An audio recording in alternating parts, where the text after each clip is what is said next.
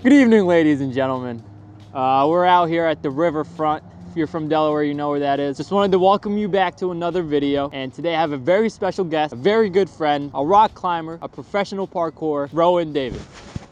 What's going on, people? What's going on? So really the reason why I have Rowan out here with me today is to talk about sacrifice. In my last video, we talked about sacrifices and how they can be challenging sometimes. Now Rowan here, he probably made the greatest sacrifice any man could make. And that is going just full on vegan. Like no meat, no dairy, no cheese, no nothing. Just straight plant-based diet. Now, it's only a sacrifice at first. It's like just a hump to get over. You got to give up some stuff. But then once you get over that hump, baby, it's like no difference. What I'm saying is, like, for you, it's not a religious thing. It's not like a cultural thing. It's just a decision that you made yourself.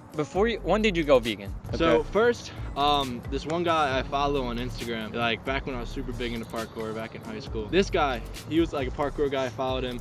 And then he posted a video, he was like talking about how he went vegan. And I was like, I didn't even know what vegan was at the time. But then he started posting more videos about it and like really explaining it. Yeah. And then he linked Gary Yourofsky.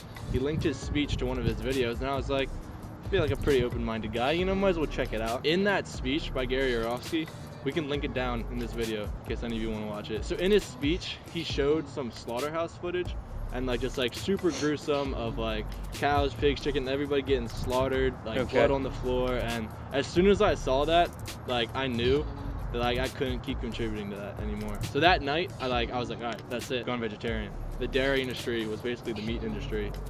Because after they, like, once the cows are spent, like they can't produce milk anymore. Yeah. They just go to the meat industry anyways. Yeah, I mean, like I've seen a whole bunch of documentaries. Like you told me about a few, like What the Health. What the Health. Yeah. I realized that like the industry is just absolutely like dirty. People are like selling this meat to you in like a inhumane way that they just want to make money off of it. They're factory farms, and they're called factory farms for a reason, because they cheat the process like you would see in a normal factory producing iPhones. It's just like one mass producing meat. Exactly. Which is like, if something, you know, goes through like that, like what's the quality that you're getting? So when you went vegetarian first, right? How was that? Like, how was the feeling of not being able to eat certain types of food on a daily basis? At first it was like, all right, well, I know I don't want to eat meat anymore, but I was like, well, shoot, like, what does that leave me with? But over time, I realized that like there's so many more options out there, so many different combinations you can do with plants. Okay. And all the foods that I was eating, they have a veganized version of them now. Like chicken nuggets, like they got that. Okay. Burgers, black bean burgers. They of course don't taste as good though, but like it's still a good substitute. That's true. Some of them though, like because they're recently new, but then over time they've been progressing. Like the Beyond Burger.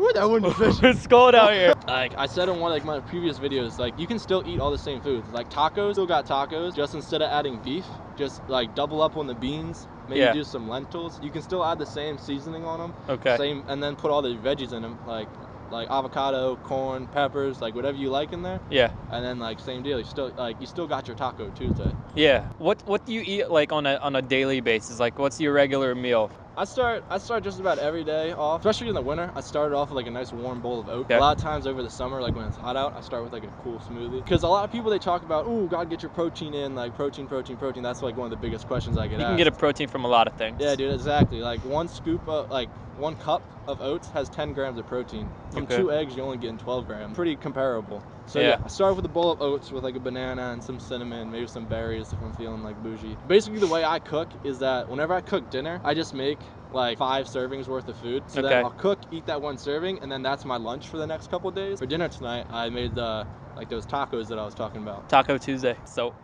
Rowan, when you decided that you didn't want to contribute to the trash industry, you didn't want to, you know, live your life eating processed meat, you decided to make a choice to live healthier. Have you noticed that throughout your life? How healthy have you been getting? Definitely, if you switch, like, if you make the decision overnight, I'm going vegan, like your body's gonna like kind of like react, probably not in a super positive way, like just at first, because like your stomach microbiome, they're like, yo, like what's all this fiber? Yeah. Like when I first went like vegan, like I pooped like 5 times that day. All right, unnecessary, but yeah, it's good to know. Yeah, I figured I'd let you know. Just because like your body's taking in so much fiber, but like now, I don't know. Your body adjusts. Like in comparison, yeah, your body adjusts. Like I'm perfectly like I'm chilling. I feel super healthy. I recover super fast. Like some of my friends said, like after one day, they're like, ooh, like the next day, like my body's kind of sore. I don't know how hard I can go today. And I was like, up. Like I always got tons of energy. Because the way I think about this, and I'm not like a nutritionist or anything like that. It's just the way like my brain processes it. Like if I want to be up, feeling alive and everything, why would I put something dead into my body, right? I feel like if I'm putting something dead in my body, like flesh, like meat, it will just slow me down. So if I'm eating plants, I'm up, I'm alive, I'm moving around. Now that you're healthier, how's your mental sharpness? Like, does your body sometimes crave meat? Like, do you sometimes want to eat a juicy burger? Do you sometimes want to eat some chicken? Like, how does it feel? And how do you prevent that? Like, how do you stay disciplined enough to say no? Right, yeah, I would say I didn't give up meat because I didn't like the taste of it. Like, I loved me a good burger, I love me this, that, and the other. But I gave up meat for the ethical and the environmental reasons.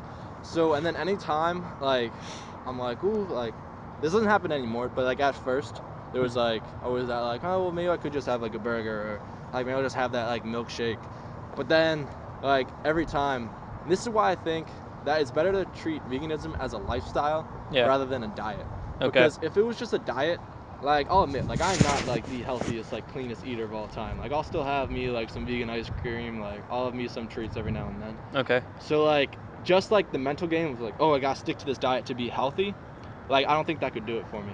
But what really keeps me on track about any time I like maybe would think about having milk, dairy, eggs, meat, it's mainly like it's the ethical factor that really like reigns in true for me. If I see a burger and like maybe like I smell it and like I might think it tastes good, but then like I remind myself that like that burger was once like an animal, like a living breathing like cow, and like I don't want to consume that flesh. I don't want to be a part of that industry, you know. So that's what like keeps me from spewing back. Quick pee break. It's freezing. We had to get moving. Yeah, man, it's a struggle bus out here, but we got it. And you talked about how disciplined you were with it. Yeah, that's right, that's right. How you still get cravings, but now you're feeling a lot healthier. That's for sure. And oh, I remember the point I wanted to touch on. Ooh, that's good, that's good. So what do you feel like you're contributing to now that you think you're a part of a healthier lifestyle? Oh, so the main message, and this is kind of like my vegan like pitch right here. Talk to the people. Yeah, so the way I think about this, like I've given it some thought, and like this is the way that I view it in my brain, is that, so health-wise, I'm not a nutritionist, I'm not like anything, and so like I firmly believe that a vegan diet is healthier, but like there's a lot of debate.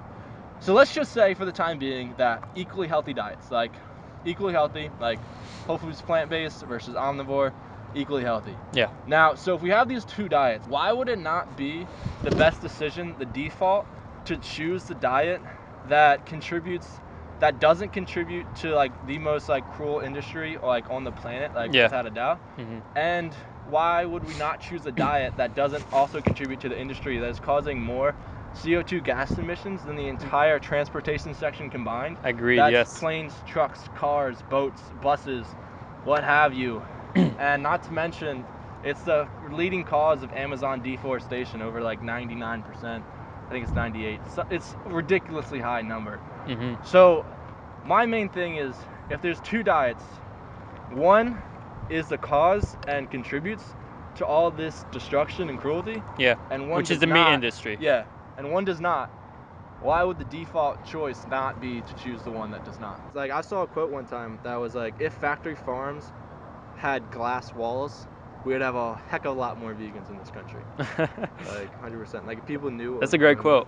Yeah, man. Like it's the main thing is like people, like you don't know. You just pick your meat up from the shelf in the supermarket in a nice package, and then like that's where your meat. People are like, oh yeah, I know beef is cow, but like they've never seen the process. They never like seen being like the animal go from being alive to not being alive.